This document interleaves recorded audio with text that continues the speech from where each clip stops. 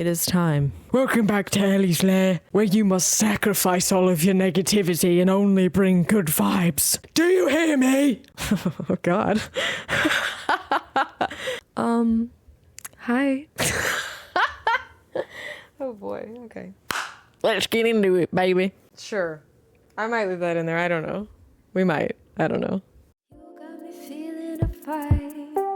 You got me feeling a fight. Like how could I not think of you?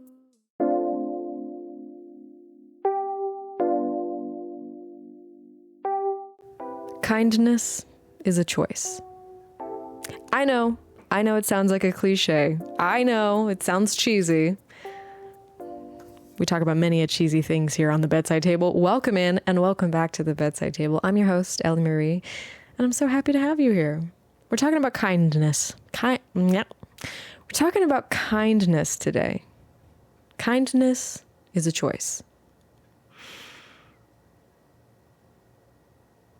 My dentist actually inspired this episode because every time I go to the dentist, she is so kind to me. We have good conversation. She asks me about my life and how things are going. And it's surprising to me how much she remembers after not seeing me for 6+ months. It's quite surprising what she remembers. It's just a nice little thing to come in and she's like, so last time I talked to you 6 months ago, you were going through this thing. How's that going? And how's school? Because I had told her I was going to be going to school. And did you get your divorce finalized? Yes, we did. But it's refreshing with how kind she is. And I know she's someone that I see for an hour every 6 months or so. I only see this woman twice a year, but I imagine that I'm not the only person that she's kind to. I don't know her personally, but based off of the hour that I spend with her every 6 months, she's very kind. That's the impression that I get. And I thought about it after my dentist appointment today. I thought about it. And I came to this thing that I want to talk about today. Kindness is a choice. It's like when we wake up every day and we kind of get to choose how our day goes. Now, of course, it's a lot easier said than done to say, well, just choose to be kind. Just choose to feel a particular way. Something that my dad always told me growing up, which is funny because it used to really annoy me whenever he would tell me. He would say, oh, God. It was right there in my brain and now it's gone. The day is what you make it. The day is what you make it. I think that's what he would say. If it's not exactly what he would say, it would be something along very similar to that. You get to choose, basically, how your day goes. Your day is what you make of it.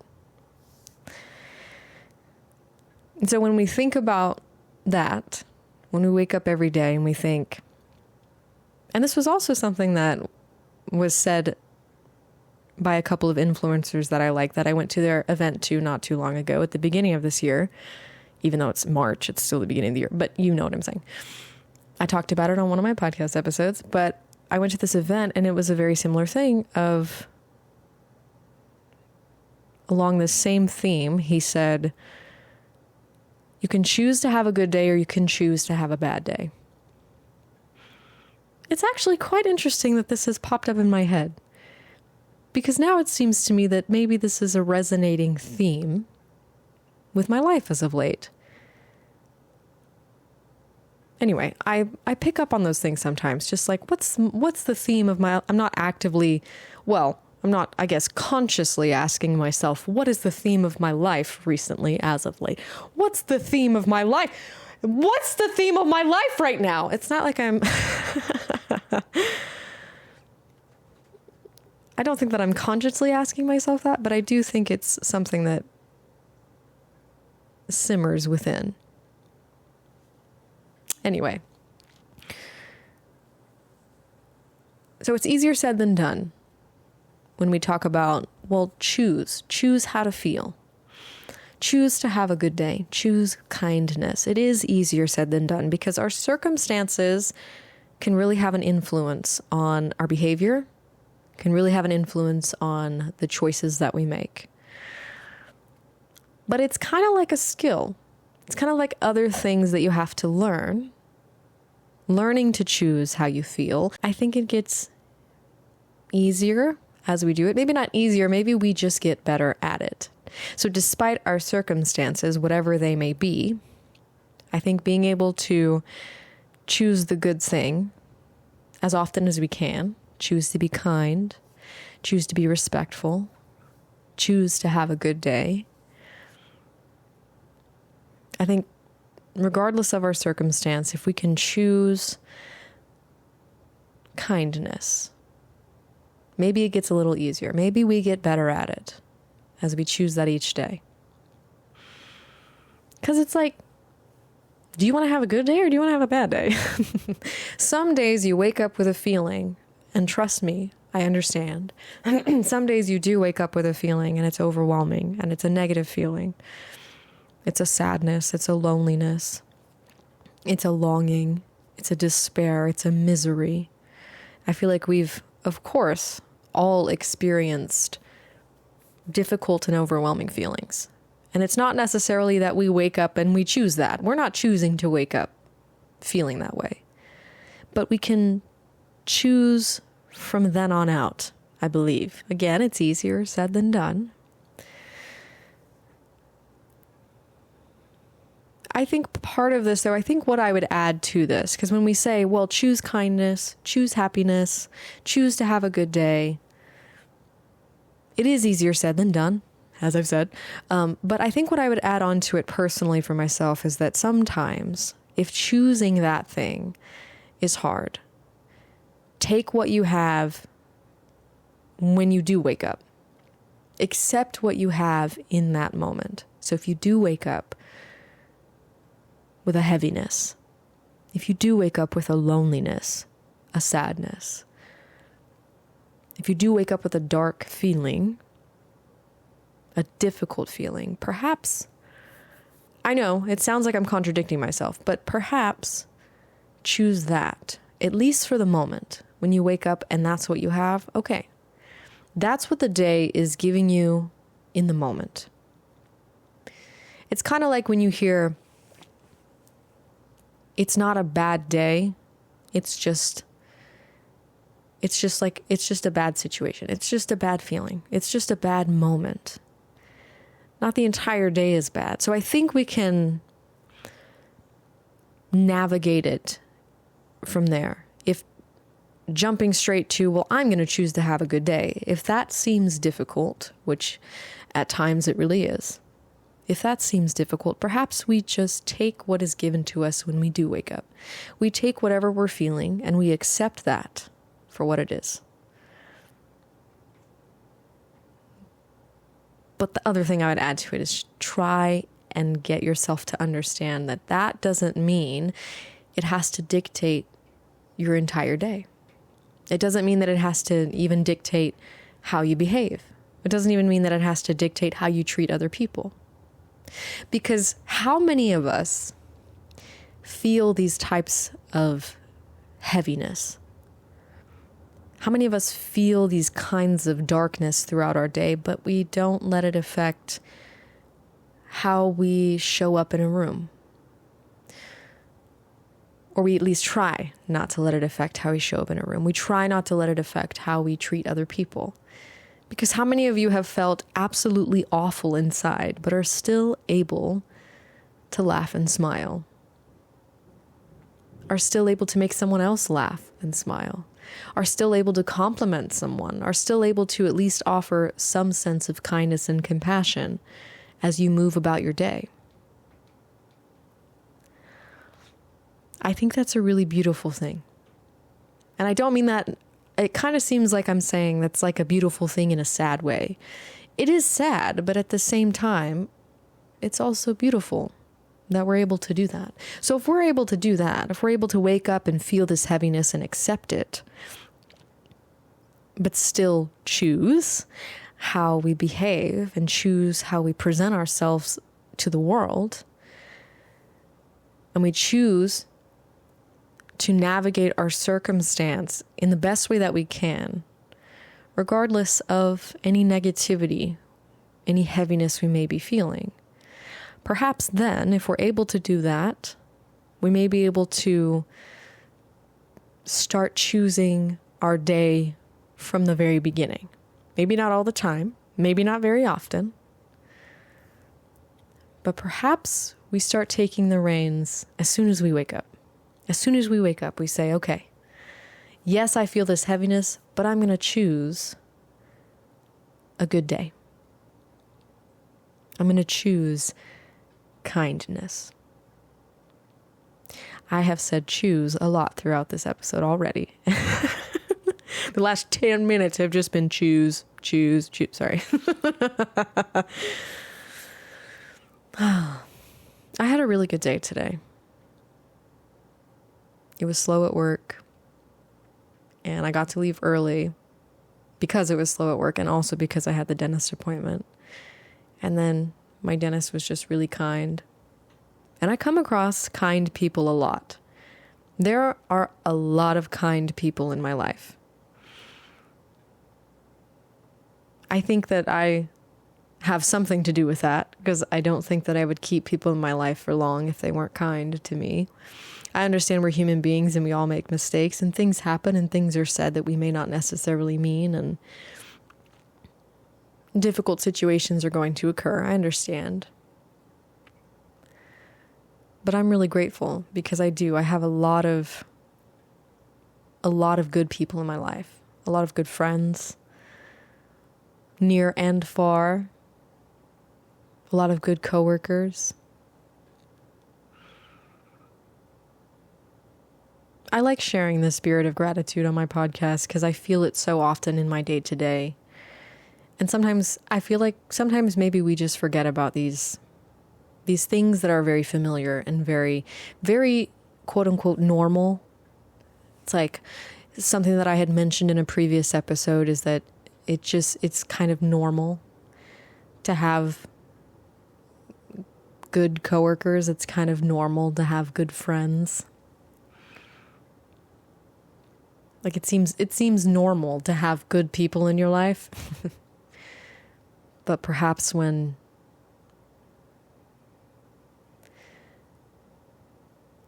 maybe we don't tend to recognize it as much. Or maybe some of us have struggled with not having good people in our life, either by choice or not, either by choice or circumstance. And I've definitely been there. Oh, sorry, baby. But I like sharing the spirit of gratitude just as like a little gentle reminder of like, maybe it'll make you think of what you're grateful for in your life right now, despite your circumstance.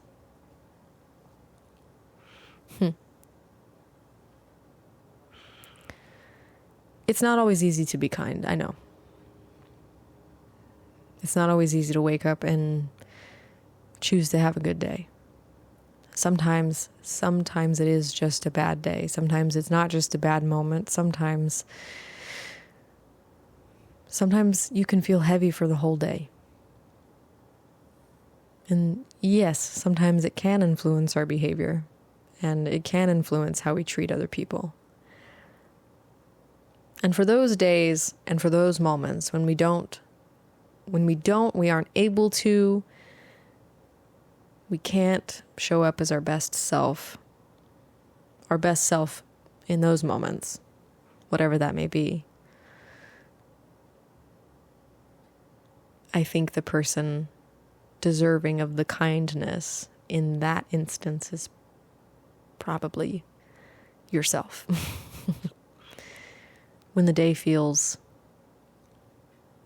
doomed from the beginning, it feels doomed in the middle and doomed at the end, I think perhaps our kindness should go within. If we feel unable to give it out, because it's tough. It's tough. on a similar vein, I don't think everyone's going to appreciate your kindness. I don't know that everyone can. I don't know that everyone can accept kindness. I know that might sound a little silly, but if we think about moments in our own lives where maybe someone has been kind or considerate to us, and perhaps it's just annoyed us, perhaps it's made us angry, or when someone's tried to love us or compliment us even, someone's tried to be nice to us, and we just can't accept it. I think we're going to come across some people that may not be able to accept it from us. And it's really frustrating. Personally, for me, I consider myself a really kind person. I'm a human and I have my limits. And if those limits are pushed or reached, I can be not so kind. But I do my best to be kind. I do consider myself overall a genuinely nice person. I've had my moments, okay? I'm not trying to say that I'm the freaking queen. The queen of what? The queen of kindness? Sorry, I just had a little conversation with myself there. But yeah, I don't think, I don't think everyone wants your kindness. I have this specific coworker of mine that for the life of me, I just cannot get along with. I have attempted. I have tried to be courteous. I've tried to be professional. I've even tried to be her friend. I feel that I have tried every which way to just be civil and okay with her. And nothing has worked. Nothing has worked. And I've tried to observe what about her seems to get under my skin so much. I've tried to observe what it is that bothers me so much. Because have you ever heard the saying that if someone is able to get to you, if someone is able to offend you, upset you, then there's something within yourself that is resonating with that? I don't know if that makes sense. There's something within you that is upset about whatever this person is doing. Which, I guess basically what I'm saying is that you're just upset about... I don't know how to say that. I was trying to think of it's like when I first started learning about my own spirituality, first started healing, it was like there's something unhealed within you, and that's why when a person behaves a particular way or says a particular thing or whatever, it gets under your skin, because it wouldn't bother you if you didn't have something going on within. I don't know if that makes sense. I agree with that somewhat. I do agree with that somewhat.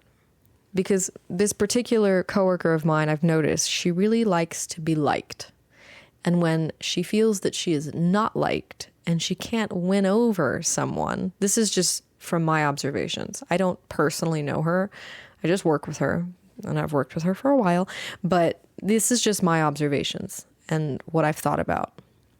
Because I've really tried to understand what it is about our interactions and her behavior that gets under my skin.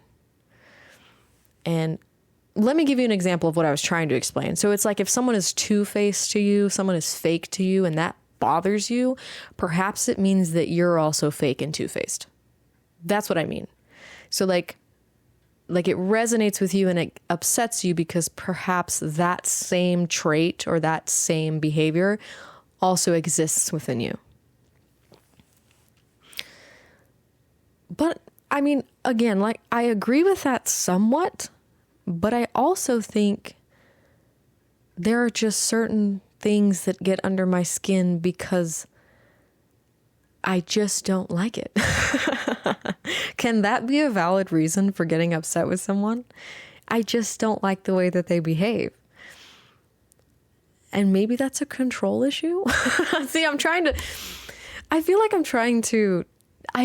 I'm trying to take accountability for it in some way so I can have some sense of control over it. Does that make sense? Because it's like if I can figure out within myself why it bothers me so much, other than the fact that this person is going to act and behave in the ways that I don't like, and there's nothing that I can do about it. Because, let me tell you real quick, I don't like when there's nothing I can do about something.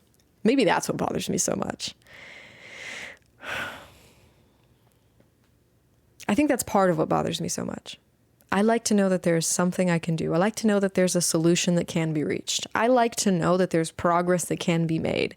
And when I come across someone who behaves and acts in a way that I'm like, hey, we could do something about this. But really, we can't. I can't do anything about this. And I think I figured it out. I mean, she is just a very difficult person for me personally. She talks at you. She's the kind of person who doesn't ask about you. She doesn't really care about what you have to say, from my observations. She's someone who just talks at you. She's someone who seems like, I'm not trying to go off. I feel like I'm ranting a little bit. This is the bedside table. It's my podcast. I can do whatever the hell I want. I'm trying to do it respectfully, though, Ellie. I'm trying to do it respectfully. I don't know how else to say it. She seems like someone who could benefit from some therapy. And I'm not her fucking therapist. And, but yeah, I think what probably really bothers me about it, other than her being the way that she is, I won't talk anymore on that, but I think what bothers me is when I reach a point in a circumstance in my life where I've realized there's nothing I can do about it. It has to be them who does something about it. It has to be the other person who makes the choice to do whatever it is to benefit the situation. When I feel that there's nothing else that I can do, that's what I really struggle with. And I think part of that is control, releasing that control and understanding that this is out of my control. I don't think I like that very much. But that's a big part of life, is coming to the understanding that you will not be able to control a lot of things. A lot of things are out of your control. Basically ow, monkey, your claws. Basically the only thing that I can control is me, myself, and I.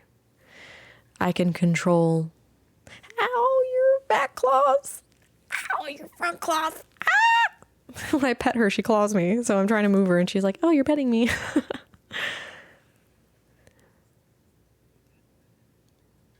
I can remove myself from situations.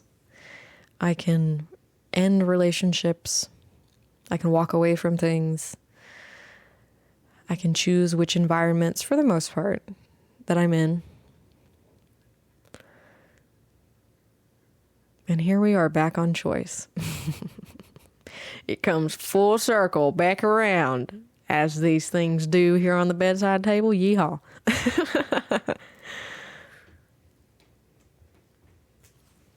I think that's what irks me. Hold on, let me move my laptop real quick.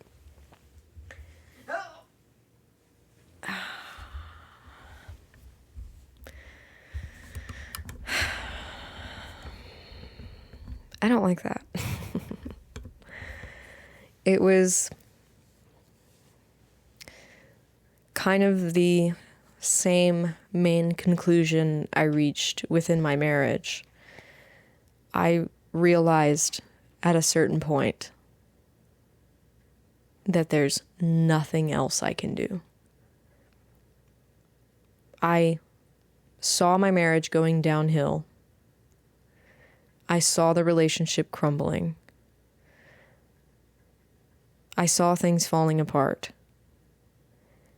And I feel like I had done what I could do. And there was nothing I could do. As one of my friends had told me when I had confided in him, and it's a popular saying, You can lead a horse to water, but you can't make it drink.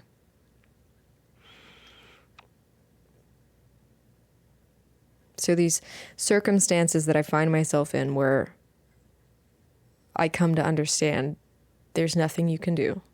You cannot change this person. You cannot make them behave differently. You can't make them choose differently. You can't choose how their day goes. You can't choose how they feel.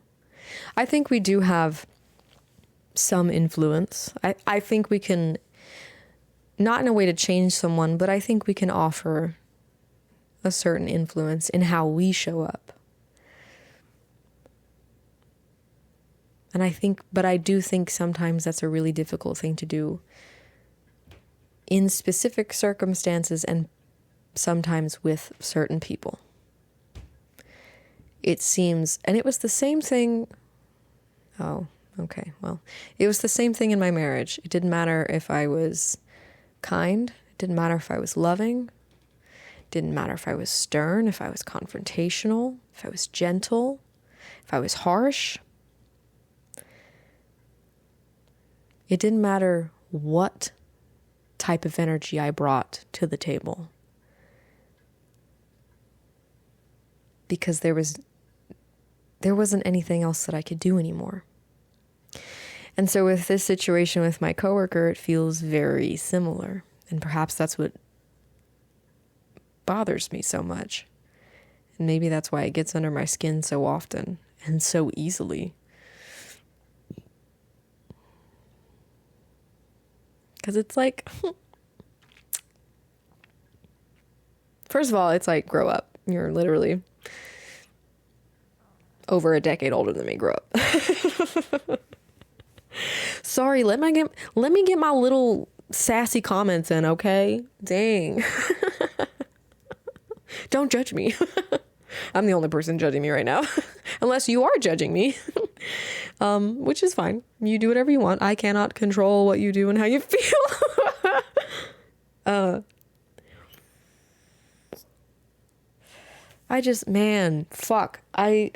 Yeah. I don't know about you, but your girl struggles with control. Yeah, your girl struggles with control. And I think for me, I think it's more than that. It's not just the control. It's understanding that when something is completely out of my hands, when something is like, I cannot do anything else, there is nothing I can do. That, oh boy. Like there's not one little tiny thing that I can do. There's not a change that I can make, a thing that I can say, there's not a difference I can make anymore. I get chills just thinking about it. That's what gets me. That's what gets me. I want to be able to do something. I want to be useful. I want to be helpful. But I can't be that for everyone. And I know that. Obviously, my ex-husband and this difficult coworker that I have, it's two completely different things. But I think it's rooted in the same thing for me. Is I have no influence. Or at least seemingly, I have no influence.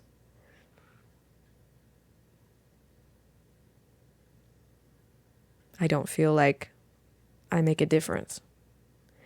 And I think it hurts.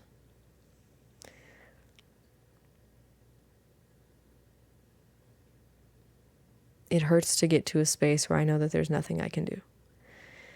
And that even goes deeper for me with my parents' drug addiction. I tried to help them several times.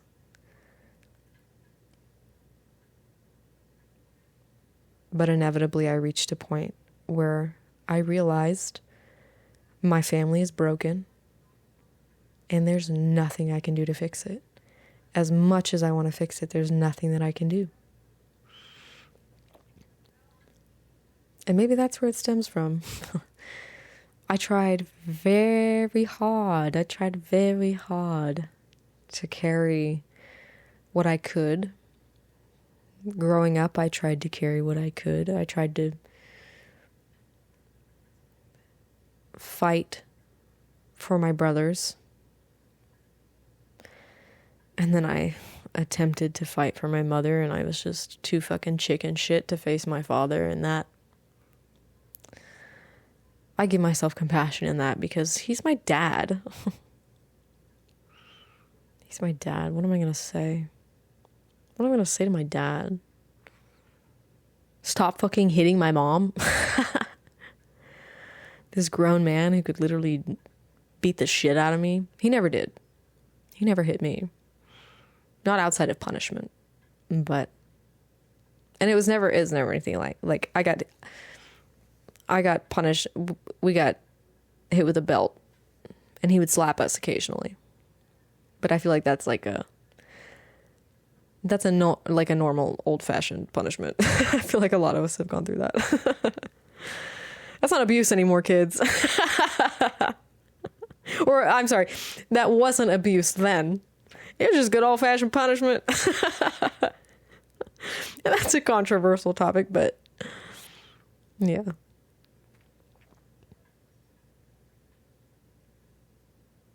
Yeah, I guess I have a deep-rooted insecurity of like, if there's nothing I can do, I'm useless. Which is not true. Saying it out loud, it's like, that's not fucking true at all. I come to work and I have a positive impact on my coworkers. We have a good laugh. We had good conversations with each other. And then, of course, the people in my life that I express gratitude for, my friends, near and far. The strangers that I encounter that I have good conversations with, my dentist that I see twice a year, you know? Like, I'm not useless. I'm not useless because there are a couple difficult people every now and then who don't want to accept my kindness. And there's nothing I can do about it, damn it. And what are you gonna do about it? Nothing.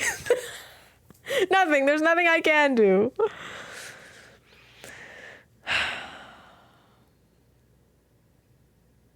So don't feel useless if the good you're trying to put out into the world isn't always received.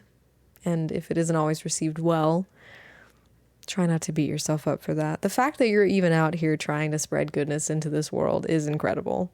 Especially if you've personally gone through hell. We all have our own personal hells that we've gone through. So especially if you've gone through some really...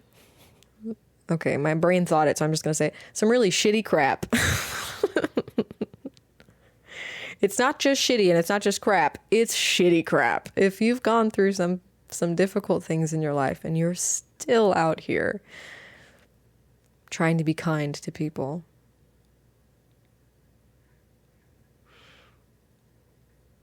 that's a beautiful thing. And it's okay. Not everyone is going to like us. Not everyone's going to like you. And that may sting sometimes.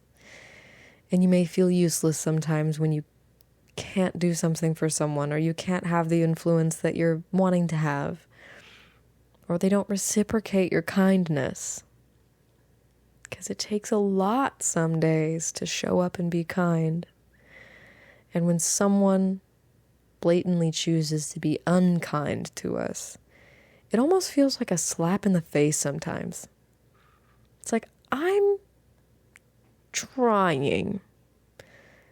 Even with the difficult people, I'm trying.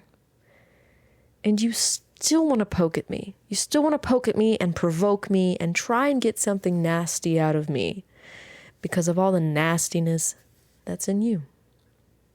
Maybe that's an assumption, but